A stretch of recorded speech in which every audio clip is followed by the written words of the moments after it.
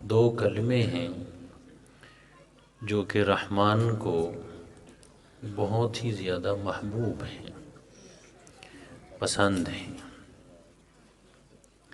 خفیفتان علی اللسان، پڑھنے کے لیے بہت آسان ہیں۔ ثقیلتان فی المیزان، میزان اعمال میں بہت ہی زیادہ وزنی ہیں۔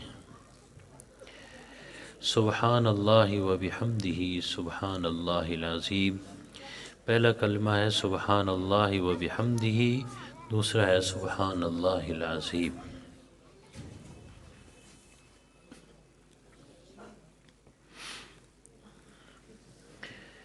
دو باتیں انشاءاللہ آپ کے سامنے پیش کروں گا۔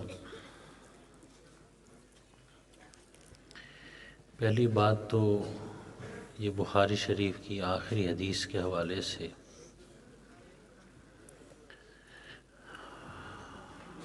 آپ کے سامنے رکھیں گے۔ بھئی دیکھیے،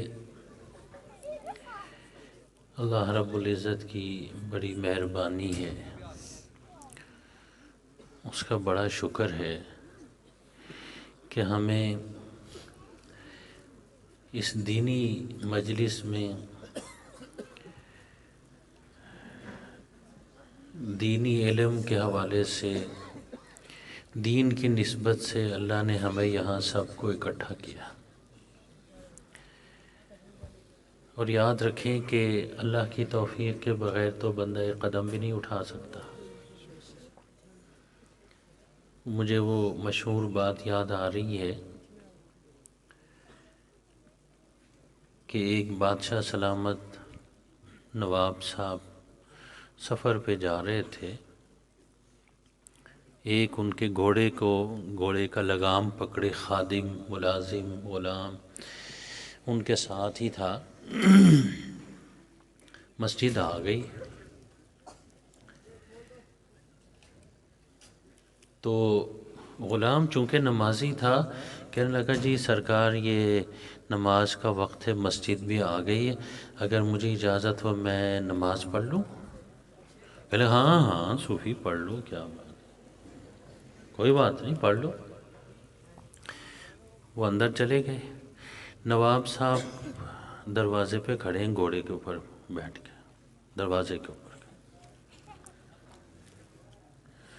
انہوں نے اندر نماز، فرض نماز پڑھ لی، اس کے بعد سنتیں شروع، سنتوں کے بعد نوافل شروع۔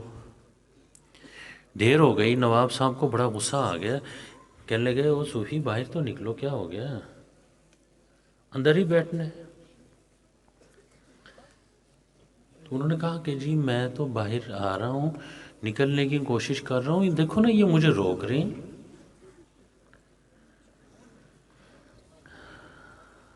تو نواب صاحب کو اور غصہ آ گیا کہ جی میرے غلام کو، میرے ملازم کو کون روک رہا ہے جی، کون آپ کو روک رہا ہے؟ تو غلام بڑا سیانہ تھا، اس نے کہا کہ جی نواب صاحب جو آپ کو اندر آنے سے روک رہا ہے وہ مجھے باہر آنے سے روک رہا ہے۔ وہ اللہ رب العزت جو آپ کو اندر آنے سے توفیق نہیں دے رہا، اور مجھے جو نا پھر باہر آنے سے وہ کیا کر رہا ہے، روک رہا ہے۔ اس لیے بزرگ کہتے ہیں کہ وہ اندر جو گیا تھا غلام تھا تو وہ غلام، لیکن اللہ کے ہاں وہ نواب تھا۔ دروازے پہ جو کھڑا تھا وہ تھا نواب، لیکن غلام اللہ کے ہاں غلام وہ تھا، کیونکہ انتظار میں کون کھڑا تھا، وہ دروازے والا۔ اس لیے بھائی اللہ کا لاکھ لاکھ شکر ہے، اللہ نے ہمیں یہاں پہنچایا دینی محفل میں۔ اور دینی محفل میں جب ہم یہاں بیٹھے ہوئے نا، یاد رکھیے اس محفل کا ایک ظاہر ہے، ایک اس کا باطن ہے۔ یہ جو کائنات ہے نا، دنیا ہے، اس پوری کائنات کا ایک ظاہر ہے، اور ایک ظاہر ہمیں نظر آتا ہے، باطن ہمیں نظر نہیں آتا۔ لیکن باطن کے بارے میں اللہ کے رسول ارشاد فرماتے ہیں ان کو وہ باطن بھی نظر آتا تھا۔ مسلم شریف میں نبی کریم صلی اللہ علیہ وسلم فرماتے ہیں توجہ سے یہ حدیث سنیں، جلد ثانی میں ہے۔ جب ایسے لوگ دین کی بات سننے کے لیے آ کر بیٹھ جاتے ہیں، دین کی بات ہوتی ہے، محفل جب برخاست ہوتی ہے تو فرشتے محفل میں موجود ہوتے ہیں، وہ اللہ تعالیٰ کے ہاں وہ رپورٹیں لے کے ہیں جی، جیسے کہیں بھی کوئی پروگرام ہو تو بھائی وہ خفیہ ایجنسیوں والے بھی رپورٹیں تیار کرتے ہیں، دیکھیں نا، ظاہر ایک باطن ہے۔ وہ رپورٹیں لے کے اللہ کے دربار میں حاضر ہوتے ہیں، اللہ تعالیٰ کو سب پتہ ہوتا ہے، پھر بھی فرشتوں سے پوچھتے ہیں کہ جی یہ اتنے سارے لوگ کٹھے ہوئے ہیں، 1500 بندے، یہ کیا کر رہے تھے؟ کوئی ووٹ مانگ رہے تھے؟ کوئی پروگرام تھا، کوئی جلسہ تھا، کیا تھا؟ یہ کیا کر رہے تھے؟ فرشتے پھر ان کو بتاتے ہیں کہ جی یہ سارے جمع ہوئے تھے، یا اللہ یہ جنت مانگ رہے تھے۔ کیا مانگ رہے تھے؟ معلوم ہوا کہ ایسی محفل میں بیٹھ کے نیت کر کے بیٹھنا چاہیے کہ میں کیوں یہاں آیا ہوں۔ اس لیے اگر کسی نے نیت نہیں کی ہے، بھائی جان اب نیت کر لیں کہ ہم یہاں پر جنت مانگنے کے لیے بیٹھے ہو۔ اکیلے مانگیں گے تو شاید قبول نہ ہو، تو 500,000 بندے مل کے اللہ سے درخواست کریں گے، انشاءاللہ فیصلہ ہمارے حق میں ہو جائے گا۔ اور کیا چاہتے ہیں جی؟ نہیں، آپ کی مغفرت، بخشش چاہتے ہیں جی۔ اللہ تعالیٰ فرشتوں سے پوچھیں گے کہ انہوں نے جنت کو دیکھا ہے؟ میری جنت کو دیکھا ہے انہوں نے؟ نہیں، جنت کو تو نہیں دیکھا۔ پوچھیں گے کہ اگر یہ جنت کو دیکھ لیتے تو پھر کیسا ہوتا؟ تو فرشتے بتائیں گے کہ اگر جنت کو دیکھتے اس سے بھی زیادہ پرجوش انداز میں مانگتے کہ جی اور کیا چاہتے ہیں جی؟ دیکھیے آپ بیٹھے ہو، آپ کیا چاہتے ہیں؟ اللہ تعالیٰ فرمائیں گے فرشتوں سے کیا چاہتے ہیں؟ یا اللہ یہ جہنم کے عذاب سے پناہ مانگنا چاہتے ہیں۔ بھائی ابھی سب نیت کر لیں، ہم یہاں بیٹھے ہوئے ہیں، جہنم کے عذاب سے ہمیں محفوظ فرمائے اللہ۔ نیت یہ کر لیں، دیکھیں گھنٹہ بیٹھیں، 2 گھنٹہ بیٹھیں، یہ اتنا قیمتی ہو جائے گا، آگے بتاؤں گا آپ کو، اسی حدیث میں آئے۔ نیت کر کے بیٹھیں گے تو قیمتی ہوگا۔ اس لیے دینی مجلس میں بیٹھنے کا اپنا ایک انداز ہوتا ہے جس کو نیت کہتے ہیں۔ انما الاعمال، یہ جہنم سے پناہ مانگتے ہیں جی، انہوں نے جہنم کو دیکھا ہے؟ فرشتے کہ نہیں، انہوں نے نہیں دیکھا۔ فرمائیں گے کہ اگر یہ جہنم کو دیکھیں تو پھر فرشتے کہیں گے یا اللہ اور زیادہ پرجوش انداز میں جہنم سے پناہ مانگیں گے۔ اللہ تعالیٰ فرمائیں گے کہ یہ اسی مقصد کے لیے بیٹھے ہوئے تھے، کوئی اور غرض نہیں، آپ جا کر اعلان کر دیں کہ میں نے ان تمام کو جنت دے دی، سب کی مغفرت کر دیے، جہنم سے حفاظت دے دیے۔ اس لیے مجلس برخاست ہونے کے بعد رپورٹ کے بعد پھر اللہ کا کیا آتا ہے؟ فیصلہ آتا ہے۔ نیت کر کے بیٹھیں۔ اس حدیث کے آخر میں سجاد صاحب بڑی خوبصورت بات ہے، عربی میں وہ سناؤں گا تاکہ وہ حدیث کے الفاظ، مجھے تو لگتا ہے احادیث جو نا عموماً روایت بالمعنی ہے، لیکن یہ الفاظ مجھے لگتے ہیں یہ زبان نبوت سے نکلے ہوئے لفظ ہیں۔ فرشتے پھر عرض کریں گے ٹھیک ہے جی، جو نیت کر کے بیٹھے ہوئے تھے توجہ کے ساتھ یاد رکھیے، ان کے لیے جنت کا فیصلہ ہو گیا، جہنم سے خلاصی کا فیصلہ ہو گیا۔ ایک بندہ آ کے ویسے ہی پیچھے بیٹھ گیا تھا، انہوں نے دیکھا رونق لگی ہوئی ہے جی، لوگ کٹھے ہوئے ہیں، سمجھ گئے کہ نہیں، اور دیگ شیک کی آواز بھی آ رہی ہے،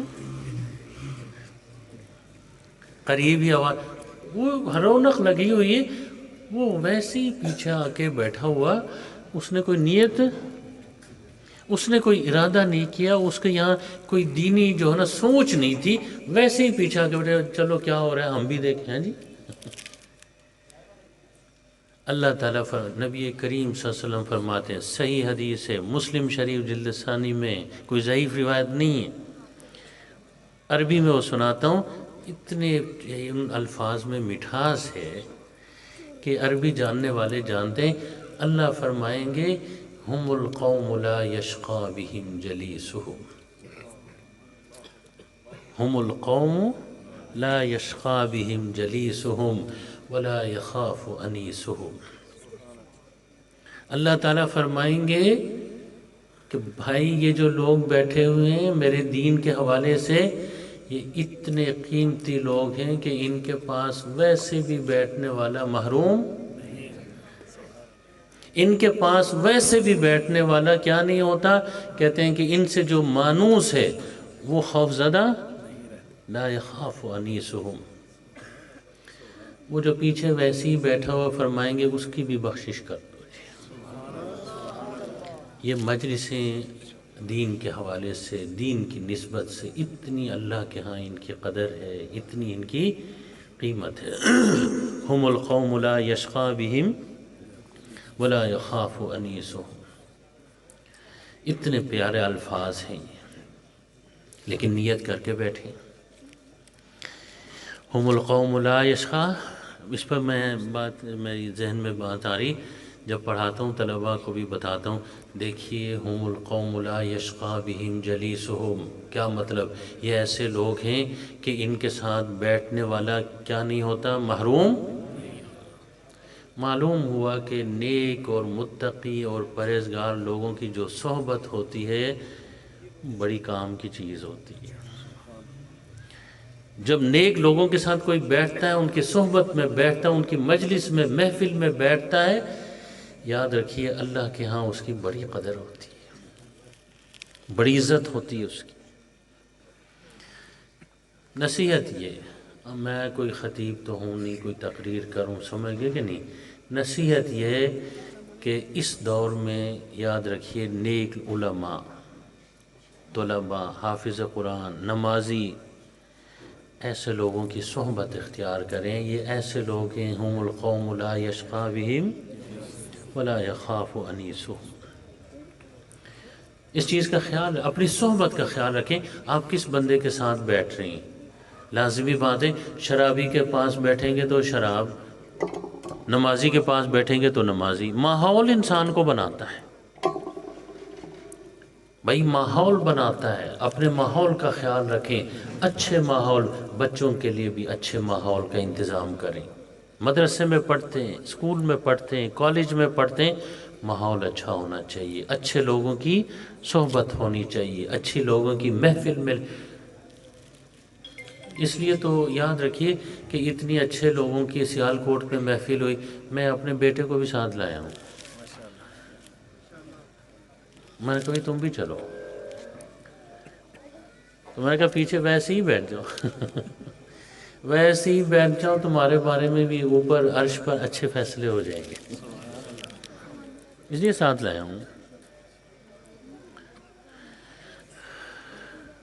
بلایا تو مجھے گیا تھا، اس کو نہیں بلایا گیا تھا اس کو میں ساتھ لایا ہوں. بھائی اتنے نیک لوگ ہیں.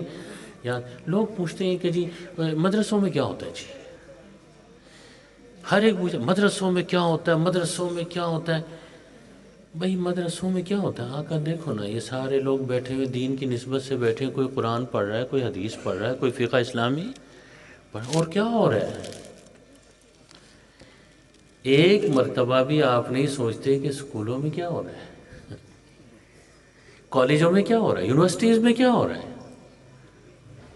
سارے نشے کے عادی ہو رہے ہیں. وہ کیا ہو رہا ہے؟ وہ بھی ہمارے بچے ہیں، اللہ ان کی بھی حفاظت فرمائے.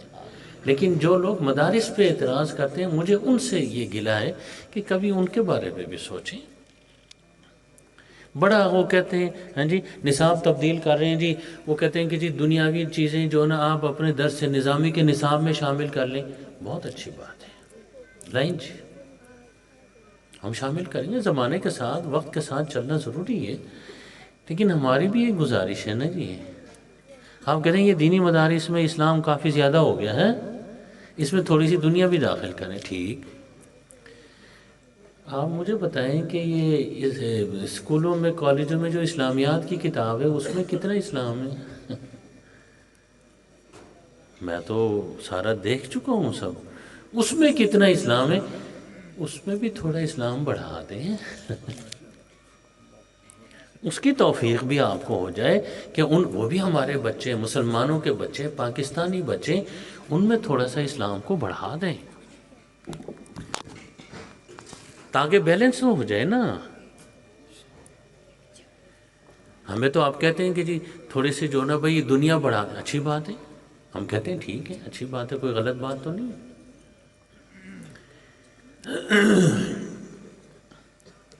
اس لیے میں آپ سے گزارش یہ کر رہا تھا کہ یہ جو دین کی محفلیں، صحبت، مجلس بہت قیمتی چیز ہوتی ہے۔ دیکھیں 4-5 بندے ہیں، ایک بندہ نماز نہیں پڑھتا، لیکن 4 بندے کھڑے ہو جائیں نماز کے لیے تو 5ویں کو خود بخود کھڑا ہونا پڑے گا۔ دیکھا ہی گیا، کئی دفعہ ایسا ہوا، مجھے وضو کرنا ہوتا ہے تو 2-3 بندے ساتھ 3 ہوتے ہیں نماز پڑھ لیں، اب میں سستی ہوتی ہے کہ بھئی ذرا لیٹ پڑھ لیں گے، لیکن جب وہ کہتے ہیں نماز پڑھ لیں پھر مجھے بھی ہمت ہو جاتی، میں اپنی بات کرتا ہوں، آپ کی بات کروں گا تو آپ ناراض ہو جائیں گے، بھئی چلیں وضو کر لیتا ہوں، نماز پڑھ لیتے ہیں۔ بھئی بنی اسرائیل کا ایک واقعہ بھئی تمام حدیث کی کتابوں میں موجود ہے۔ ایک بندے نے 99 قتل کیے۔ کتنے؟ 99 قتل کیے۔ پھر خیال آیا بہت ہو گیا، توبہ کر لینی چاہیے۔ مسلم شریف جلد ثانی میں بھی حدیث ہے، دوسری کتابوں میں بھی ہے کہ جی اب بہت ہو گیا۔ دیکھیے انسان کے اندر اللہ نے خیر کا جذبہ بھی رکھا ہوا ہے اور شر کا۔ ایک وقت آتا ہے کہ وہ خیر کا جذبہ جو ہے نا بھئی تھوڑا اوپر آ جاتا ہے، ذرا باہر سے اس کو حرکت دینے کی ضرورت ہوتی ہے۔ یہ مجلس اسی خیر کی جو ہے نا طاقت اور قوت کو حرکت دینے کے لیے۔ توبہ کر لینے چاہیے، بہت ہو گیا، 99 قتل کیے جی۔ کسی نے اس نے کہا کہ کوئی ایسا بندہ جو توبے کے بارے میں مجھے مشورہ دے جی۔ انہوں نے کہا ہاں جی، فلان جگہ ایک جو نا بندہ ہے جی، ان سے جا کے، راہب ہے، راہب، یہ پچھلی امتوں کا واقعہ ہے۔ راہب ہمارے ہاں جیسے وہ عبادت گزار نہیں ہوتے، عالم نہیں ہوتے، صرف عبادت گزار اچھے لوگ ہوتے ہیں، ہمارے ہاں ان کو صوفی کہتے ہیں نا جی۔ اگر میں صوفی کو ہونا تو پھر کوئی یہ نہ کہے کہ صوفیوں کے خلاف بات ہو گئی، ترجمہ کر رہا ہوں میں نے کسی کے خلاف بات نہیں کرنی۔ راہب ہے جی، صوفی، عبادت گزارے، ان کے پاس جائیں، ان کے پاس دین کا پورا علم نہیں تھا، ان کے پاس گئے، انہوں نے کہا کہ جی 99 قتل میں نے کر دیے، اب میرے لیے کوئی توبے کی گنجائش ہے؟ وہ کہنے لگے نہیں، تیرے لیے کوئی توبے کی گنجائش نہیں، نکلو یہاں سے بدمعاش کہیں کا۔ اس نے کہا اچھا، اس نے صوفی کو بھی قتل کر دیا۔ 99 100 ہو گئے، سینچری بنا دی اس نے۔ پھر جا کے آگے چل کے پھر خیال آیا کہ نہیں بہت ہو گیا، 100 ہو گئے، اب تو ایک نیک آدمی کو بھی پھڑکا دیا ہے جی۔ پانی دے دیں مجھے تھوڑا سا۔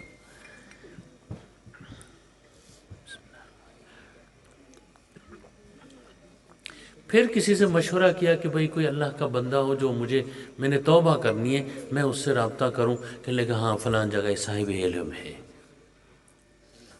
محدث ہے، مفسر ہے، شیخ الحدیث ہے، ان کے پاس چلے جائیں۔ وہاں گئے، ان کو کہا بتائیں جی پہلی بات یہ کہ میرے لیے توبے کی گنجائش ہے کہ نہیں ہے، کیونکہ پہلے تجربہ ہو چکا تھا نا۔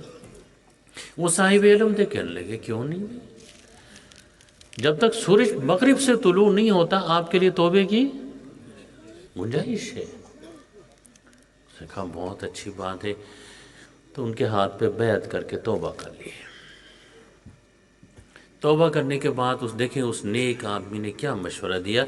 اس نے مشورہ دیا کہ دیکھو بھئی جس بستی میں آپ رہتے ہیں دوبارہ آپ اس بستی میں نہ جائیں، کیونکہ لگتا ہے کہ اس بستی والے مجرم، جرائم پیشہ لوگ ہیں، اگر آپ وہاں گئے تو آپ کی توبہ کیا ہو جائے گی، ٹوٹ جائے گی۔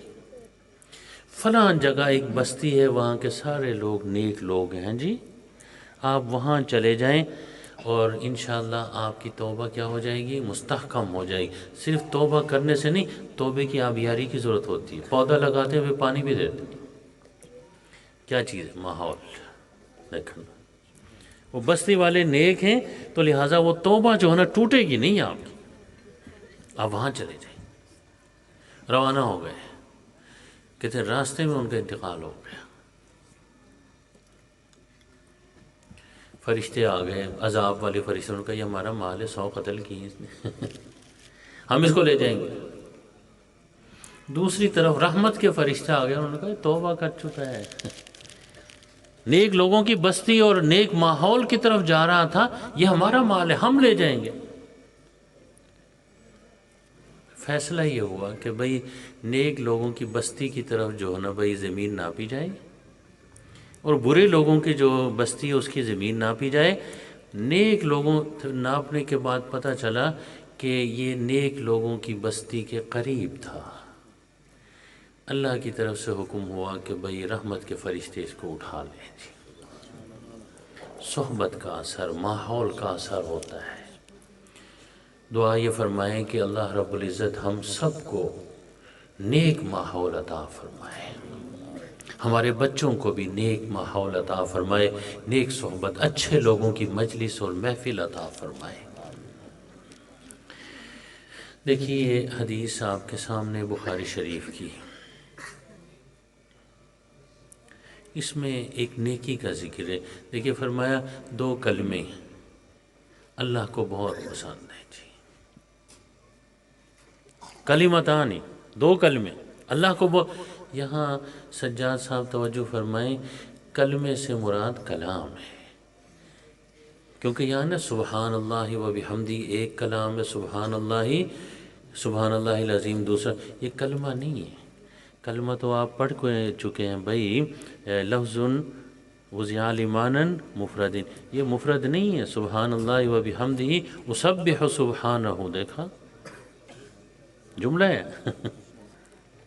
اس لیے یہاں کلمہ سے کیا مراد ہے؟ کلام مراد ہے. یہ علماء کے لیے تھوڑی سی بات مجھے کرنے دیں، ہے نا جی. یہ بھی بیٹھے ہوئے ہیں، ورنہ کہیں گے جی ہماری تو کوئی بات ہی نہیں ہوئی کیوں بھائی؟ کیا نام ہے آپ کا؟ صداقت علی صاحب. مولانا صاحب میں آپ سے کہتا ہوں کلمہ پڑھ لو. پڑھیں جی کلمہ. لا الہ الا اللہ محمد رسول اللہ. لا الہ الا اللہ محمد. میں نے تو کلمہ کہا تھا ایک لفظ، آپ نے تو پورا کلام ہی پڑھ دیا کیا کہا جائے گا کہ کلمہ کا اطلاق کلمہ بول کے کبھی کلام مراد لیتے ہیں. دیکھیں نا کلمہ طیبہ یہی چیز ہے. یہاں بھی کلمتانی 2 کلام ہیں، اللہ کو بہت پسند ہے. فرمایا پڑھنے میں بہت آسان، دقت کوئی پیش نہیں آئے گی. کہتے ہیں وزن اعمال، جب اعمال کو تولا جائے گا یہ 2 کلمے بڑے ہی وزنی نکلیں گے. کون سے ہیں؟ سبحان اللہ و بحمدہ سبحان اللہ العظیم. چلتے پھرتے اٹھتے بیٹھتے، ہاں جی پڑھتے رہیں. اب یہ 2 کلمے اللہ کو بہت پسند ہے، محبوب ہیں. اس کا کیا مطلب ہے؟ اس کا واضح مطلب یہ کہ جب یہ 2 کلمے اللہ کو محبوب ہیں، یہ 2 کلمے اللہ کو محبوب ہیں، اس کا مطلب یہ ہے کہ جو ان 2 کلموں کو پڑھے گا وہ بھی اللہ کا محبوب بن جائے گا.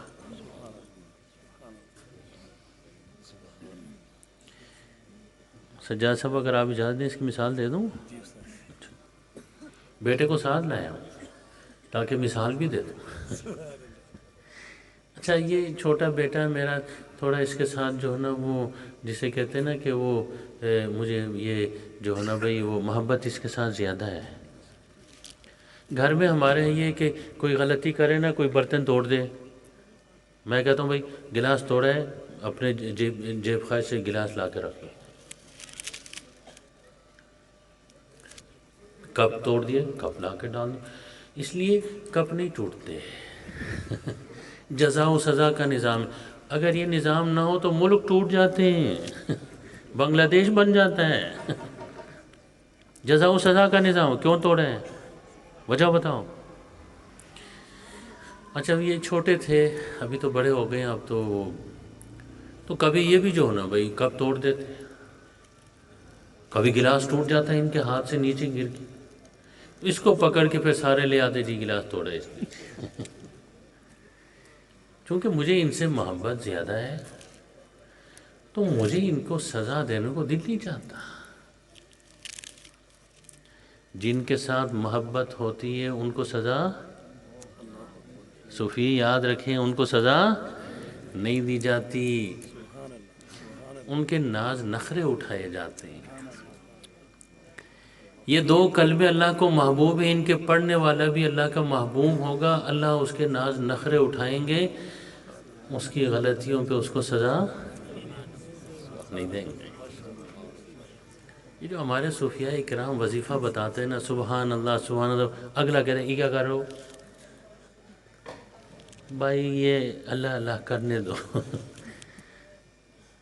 خواہ مخواہ جو بعض جو نا کہتے ہیں نا، اس میں ذات کا وہ ہوتا ہے، ہمارے نقشبندی حضرات میں اللہ اللہ اللہ 1000 مرتبہ پڑھیں۔ ایک صاحب مجھے کہنے لگا اللہ اللہ اللہ یہ مبتدا ہے، خبر کدھر ہے؟ علماء سمجھ رہے نا مبتدا خبر ہے اب آپ اس مبتدا خبر جملہ اسمیہ کے چکر میں پڑے ہوئے، لکھا یہ ہے کہ جس چیز کا نام زیادہ لیا جائے دل میں اس چیز کی محبت پیدا ہوتی ہے۔ بھائی تم اپنی خبر کو چھوڑو، مبتدا خبر کو، اللہ کا نام اللہ اللہ کرو، دل میں اللہ کی محبت پیدا ہو جائے گی، نماز پڑھنا آسان ہو جائے گا، روزہ رکھنا آسان ہو جائے گا، حج کرنا زکوٰۃ دینا آسان ہو جائے گا جب محبت پیدا ہو جائے گی۔ اب یہ جو ہونا بھائی چھوٹا جو ہے وہ اس کو پکڑ کے لاتے ہیں، گلاس توڑ دیا جی، پھانسی دیں جی اس کو۔ اب چونکہ مجھے ان سے محبت ہے، سزا دینے کو دل نہیں چاہتا، میں پھر کہتا ہوں دیکھو نا یہ چھوٹا ہے، کوئی بات نہیں، رہنے دو۔ اب سمجھ گیا، جن کے ساتھ محبت ہوتی ہے ان کو ایسے ہی ہوگا۔ یاد رکھیے جو یہ کلمات دہرائے گا اللہ کا محبوب بنے گا، پھر اس سے غلطیاں ہو جائیں گی، ہوتی ہیں کہ نہیں ہوتی؟ مجھ سے ہوتی ہیں، آپ سے ہوتی ہیں، جی سب سے ہوتی ہیں، غلطیاں ہوں گی، فرشتے پکڑ کے لے آئیں گے کہ جی اس نے یہ گناہ کیا، جی یہ گناہ کیا۔ چونکہ اللہ محبت کر رہے ہیں، اللہ فرمائیں گے چھوڑ دو، ایسے ہی نادان بچہ ہے، رہنے دو۔ اللہ کے ہاں محبوب ہونے کا مطلب یہ ہے میرے بھائی،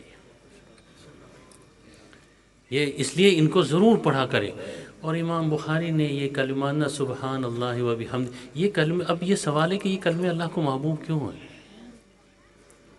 دیکھیں اللہ کی جو صفات ہے نا، دو قسم کی، ایک تو صفات سلبیہ کہتے ہیں، ایسے صفات، ایسی چیزیں جن سے اللہ کا پاک ہونا ضروری ہے، کہتے ہیں کہ بھائی لا شریک لہ، پڑھتے ہیں کہ نہیں پڑھتے؟ اللہ کا کوئی شریک، شریک کے معنی کیا ہوتے ہیں؟ پارٹنر۔ اللہ کا کوئی پارٹنر نہیں ہے، آسمانوں کو بنانے میں، زمین کو بنانے میں، پہاڑوں کو بنانے میں، دریاؤں کو بنانے میں، انسان کو بنانے میں اللہ کا کوئی پارٹنر۔ تو پھر بندے کو بھی چاہیے کہ عبادت میں اس کا کوئی پارٹنر، اس لیے کہا ان الشرک لظلم عظیم، شرک تو کیا ہے؟ ظلم عظیم ہے۔ شریک پارٹنر ہے، پارٹنر کون ہوتا ہے؟ میرے پاس پیسے کم ہوتے ہیں تو سجاد صاحب کو کاروبار کے لیے اپنا پارٹنر بنا دیتا ہوں، اگر میرے پاس پیسے پورے ہوں تو پھر میں کسی کو، یہ تاجر لوگ، آپ سیالکوٹ والے، آپ میری بات سمجھ رہے ہو؟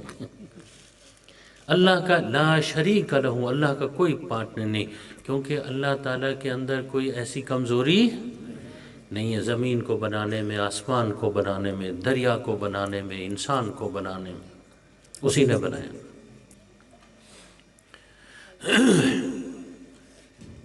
یہ لا شریک لہ، یہ کیا ہے؟ صفات سلبیہ، نہیں، کیا مطلب؟ اللہ کا بیٹا نہیں، سلب، نفی، اللہ کی بیٹی نہیں، اللہ کا بیٹا نہیں، ہاں جی، کیوں؟ کبھی آپ نے اس پر غور کیا؟ قل اللہ احد لم یلد ولم یولد، ہاں جی، کیوں بیٹا نہیں؟ دیکھیے نا سجاد صاحب کو بیٹا چاہیے، کیوں چاہیے؟ کبھی آپ اس پہ غور نہیں کیا آپ نے؟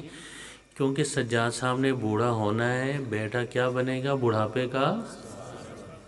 بتاؤ اللہ نے بوڑھا ہونا ہے، اس لیے اس کو بیٹے کی ضرورت نہیں۔ سبحان اللہ کا کیا معنی؟ میں اعلان کرتا ہوں، اسبح سبحانہ، کہ میرا اللہ جو ہے نا ہر عیب سے، ہر کمزوری سے پاک ہے۔ سپود سجاد صاحب کو میرے پاس بیٹھے ہوئے ہیں، ان کو بیٹے کی ضرورت ہے، کیوں؟ اس لیے کہ ان کے پاس پیسے بہت ہیں، انہوں نے مرنا ہے، مرنے کے بعد وارث بننا ہے کہ نہیں بننا؟ اللہ نے مرنا ہے۔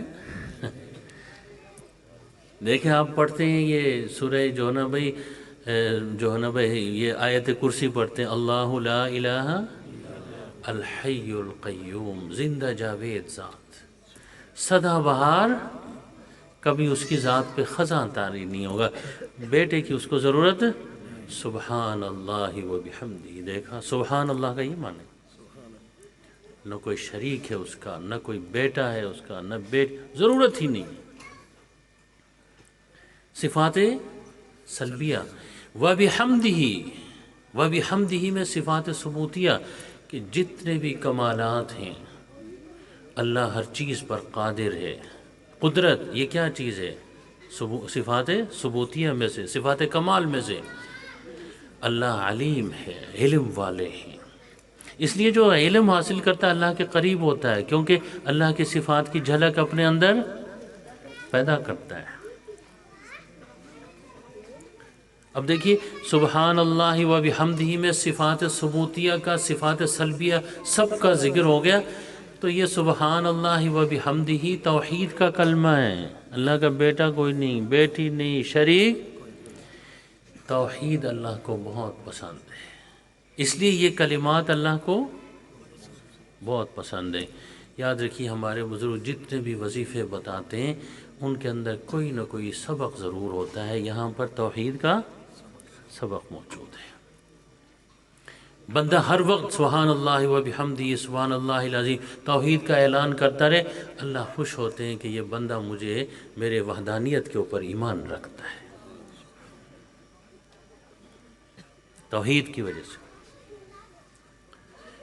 اور میں ایک چیز آپ سے پوچھوں کہ کہتے ہیں بھائی اعمال کو تولا جائے گا، کہتے ہیں سبحان اللہ و بحمدہ سبحان اللہ العظیم میزان اعمال کو تولنے والے ترازو میں کیا ہو جائیں گے؟ وزنی ہوں گے۔ معلوم ہوا کہ اعمال کو کیا کیا جائے گا؟ تولا جائے گا۔ معتزلہ ایک فرقہ تھا، عقل مند اپنے آپ کو کہتا تھا، اس کی سمجھ میں یہ بات نہیں آئی، وہ کہتے ہیں لکڑی کو تولیں، پتھر کو تولیں، سونے کو تولیں، نماز کو کیسے تولیں؟ ہماری عقل نہیں مانتی ہوگا۔ نہیں بھائی، اللہ کے رسول نے فرمایا مان جانا چاہیے، مان جانا چاہیے۔ کہتے ہیں ہم عقل مند، آج کل بھی بڑے عقل مند پھر رہے ہیں۔ یاد رکھیے میں گزارش کروں آپ سے کہ آج اگر معتزلہ ہوتے تو وہ اپنے عقل پہ ماتم کرتے۔ وہ کہتے ہیں اعراض کو کیسے تولا جائے گا؟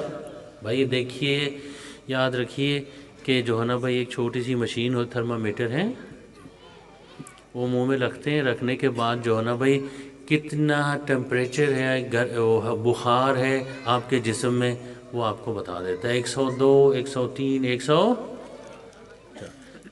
یہ ٹیمپریچر، یہ حرارت عرض نہیں ہے، یہ عرض ہے۔ اب دیکھیں اس کو تولنے کے لیے بندے نے، سائنس نے ترقی کی، ٹیکنالوجی نے مشین نکل آئی۔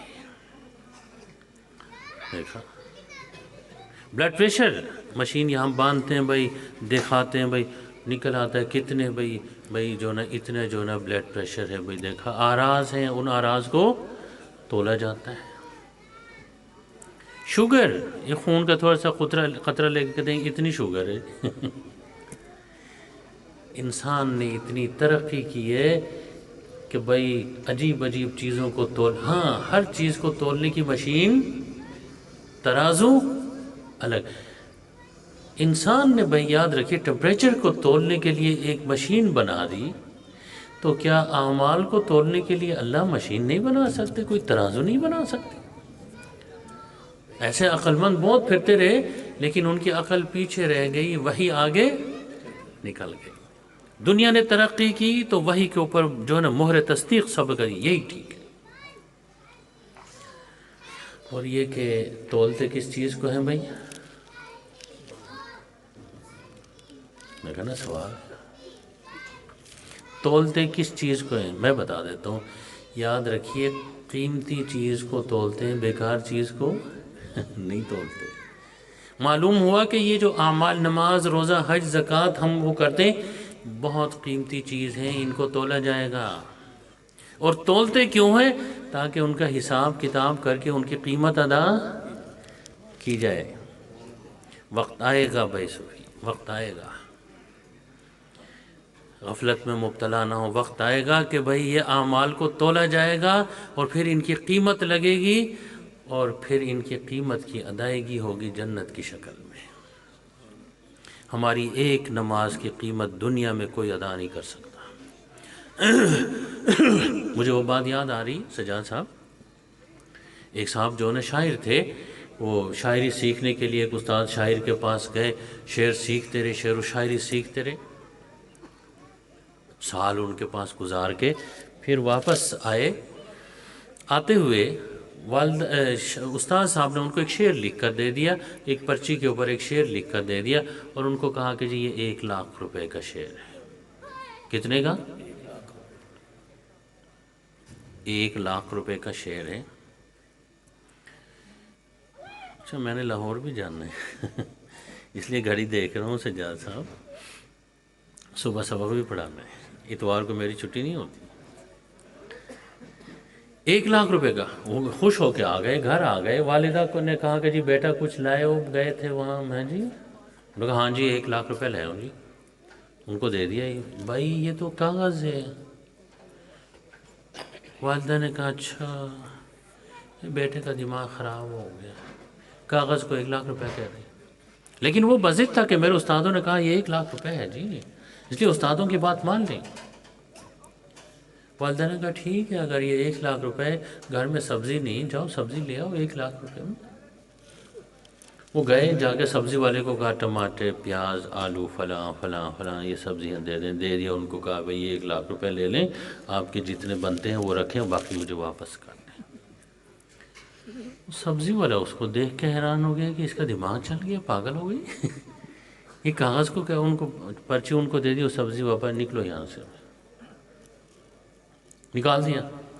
اچھا وہ سوچتے ہوئے آ رہے تھے راستے میں کہ استادوں نے تو کہا تھا یہ 1,00,000 روپے کا شعر ہے، نہ امی مان رہی ہے نہ سبزی والا۔ راستے میں آ رہے تھے تو اعلان ہو رہا تھا کہ مشاعرہ ہے اور شہر کے تمام شاعر جمع ہوئے ہیں، تو بھئی کسی کے پاس شعر ہو آ جائے مقابلے۔